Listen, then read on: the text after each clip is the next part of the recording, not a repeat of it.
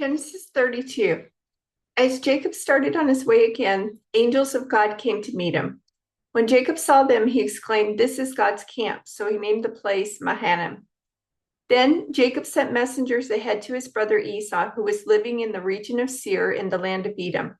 He told them, "Give this message to my master Esau. Humble greetings from your servant Jacob. Until now, I've been living with Uncle Laban, and now I own cattle, donkeys, flocks of sheep and goats, and many servants, both men and women.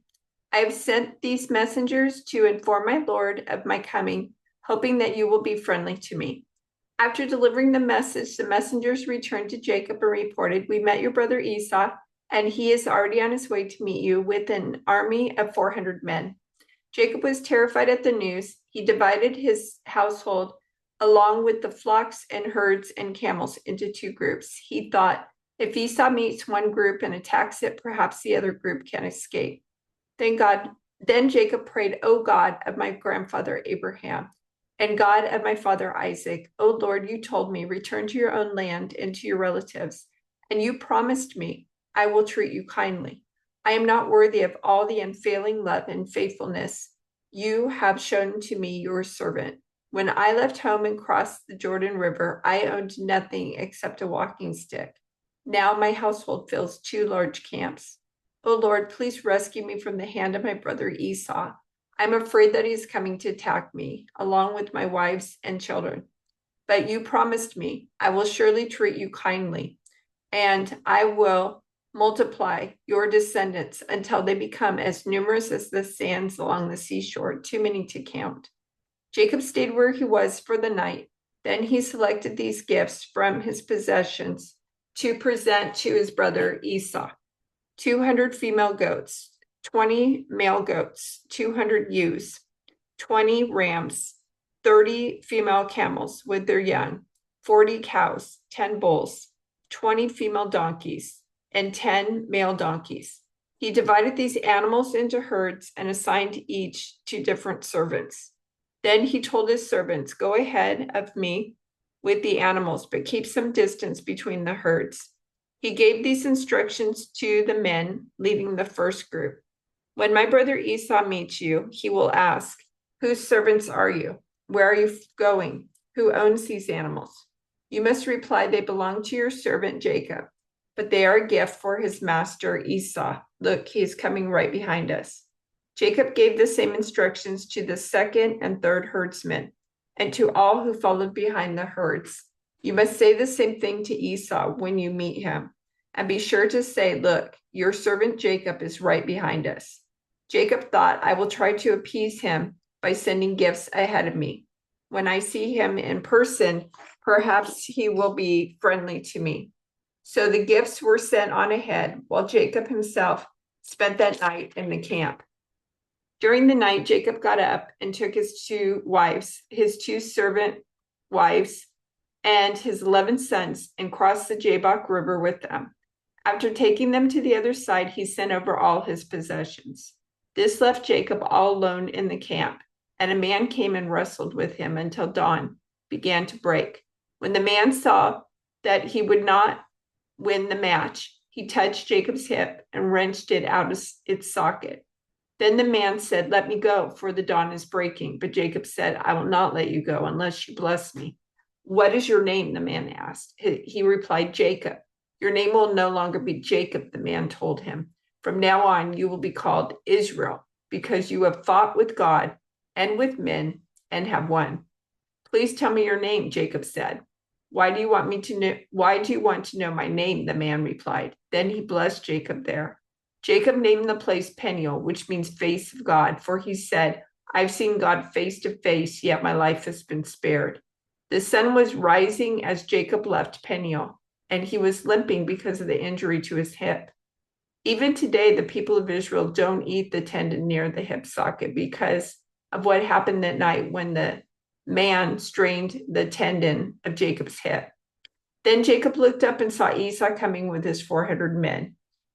So he divided the children among Leah, Rachel, and his two servant wives.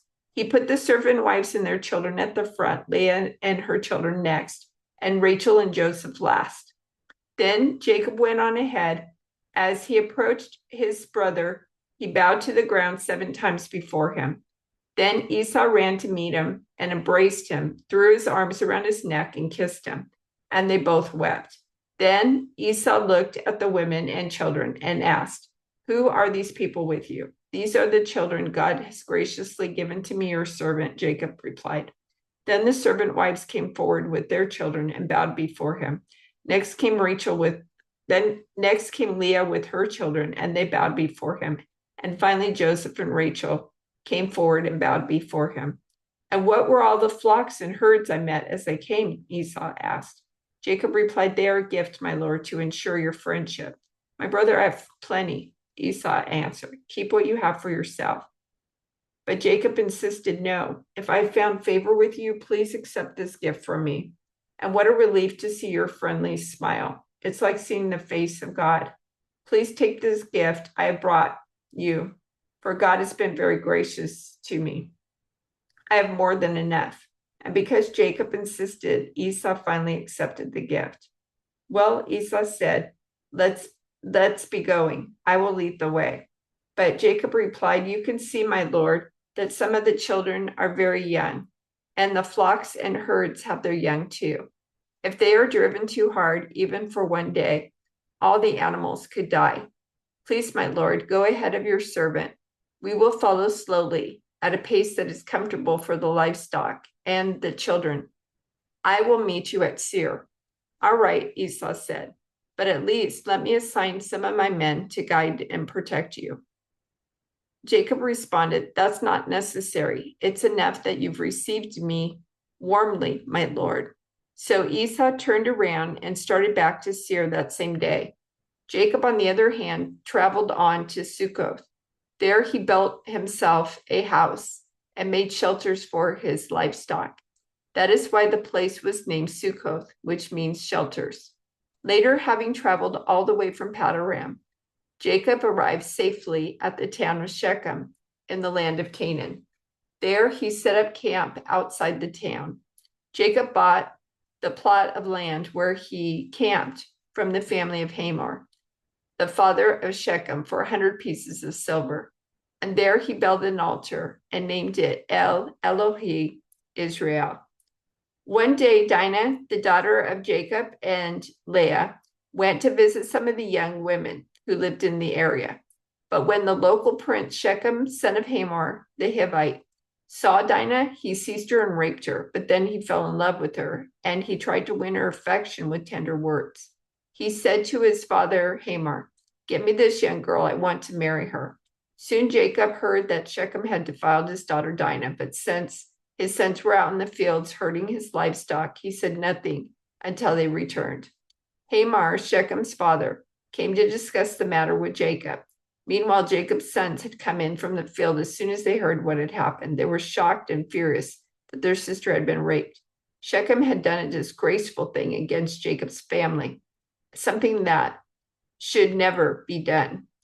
Hamor tried to speak with Jacob and his sons. "My son Shechem is truly in love with your daughter," he said. "Please let him marry her. In fact, let's arrange other marriages too. You give us your daughters for our sons, and we will give you our daughters for your sons, and you may live among us. The land is open to you. Settle here and trade with us, and feel free to buy property in the area." Then Shechem himself spoke to Dinah's father and brothers. "Please be kind to me and let me marry her," he begged. "I will give you whatever you ask. No matter what dowry or gift you demand, I will gladly pay it. Just give me the girl as my wife." But since Shechem had defiled their sister Dinah, Jacob's sons responded deceitfully to Shechem and his father Hamor. They said to them, "We couldn't possibly allow this because you're not circumcised. It would be a disgrace for our sister to marry a man like you. But here is a solution. If every man among you will be circumcised like we are, then we will give you our daughters and we'll take your daughters for ourselves. We will live among you and become one people. But if you don't agree to be circumcised, We will take her and be on our way. Hamor and his son Shechem agreed to their proposal. Shechem wasted no time in acting on this request, for he wanted Jacob's daughter desperately. Shechem was a highly respected member of his family, and he went with his father, Hamor, to present this proposal to the leaders at the town gate. These men are our friends, they said. Let's invite them to live here among us and trade freely. Look, the land is large enough to hold them. We can take their daughters as wives and let them marry ours. But they will consider staying here and becoming one people with us only if all our men are circumcised just as they are. But if we do this, all their livestock and possessions will eventually be ours. Come, let's agree to their terms and let them settle here among us. So all the men in the town council agreed with Hamor and Shechem, and every male in the town was circumcised. But 3 days later, when their wounds were still sore, 2 of Jacob's sons, Simeon and Levi, who were Dinah's full brothers, took their swords and entered the town without opposition. Then they slaughtered every male there, including Hamor and his son Shechem. They killed them with their swords, then took Dinah from Shechem's house and returned to their camp. Meanwhile, the rest of Jacob's sons arrived. Finding the men slaughtered, they plundered the town because their sister had been defiled there. They seized all the flocks and herds and donkeys, everything they could lay their hands on, both inside the town and outside in the fields. They looted all their wealth and plundered their houses. They also took all their little children and wives and led them away as captives. Afterward, Jacob said to Simeon and Levi, "You have ruined me. You've made me stink among all the people of this land, among all the Canaanites and Perizzites. We are so few that they will join forces and crush us. I will be ruined, and my entire household will be wiped out. But why should we let them treat our sister like a prostitute?" They retorted angrily. Then God said to Jacob, "Get ready and move to Bethel and settle there. Build an altar there to the God who appeared to you when you fled from your brother Esau." So Jacob told everyone in his household, "Get rid of all your pagan idols, purify yourself, and put on clean clothing. We are now going to Bethel, where I will build an altar to the God who answered my prayers when I was in distress. He has been with me wherever I have gone." So they gave Jacob all their pagan idols and earrings, and he buried them under the great tree near Shechem. As they set out, a terror from God spread over the people in all the towns of that area. So no one attacked Jacob's family. Eventually, Jacob and his household arrived at Luz, also called Bethel, in Canaan. Jacob built an altar there and named the place El Bethel, which means God of Bethel, because God had appeared to him there when he was fleeing from his brother Esau. Soon after this, Rebekah's old nurse, Deborah, died. She was buried beneath the oak tree in the valley below Bethel. Ever since, the tree has been called Elon Bakuth, which means oak of weeping. Now that Jacob had returned from Padoram, God appeared to him again at Bethel. God blessed him, saying, "Your name is Jacob, but you will not be called Jacob any longer. From now on, your name will be Israel." So God renamed him Israel.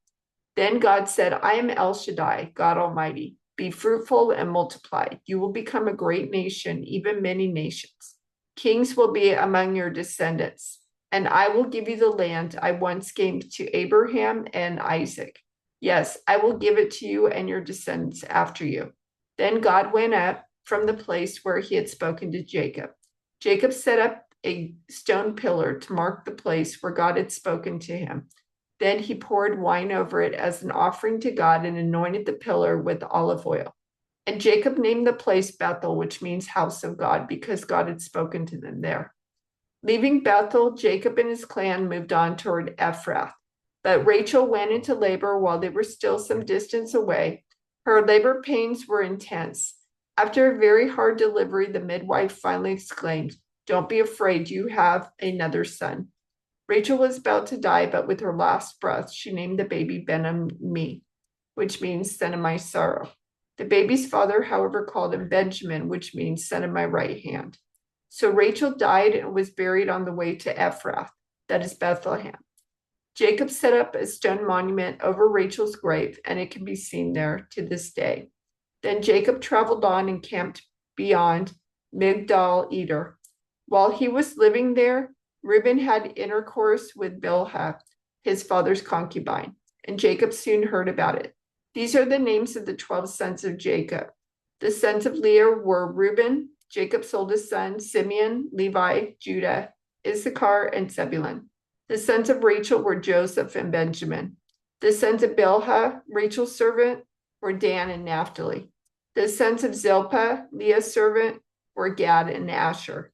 These are the names of the sons who were born to Jacob at Padan. So Jacob returned to his father Isaac in Mamre, which is near Kiriath Arba, now called Hebron, where Abraham and Isaac had both lived as foreigners.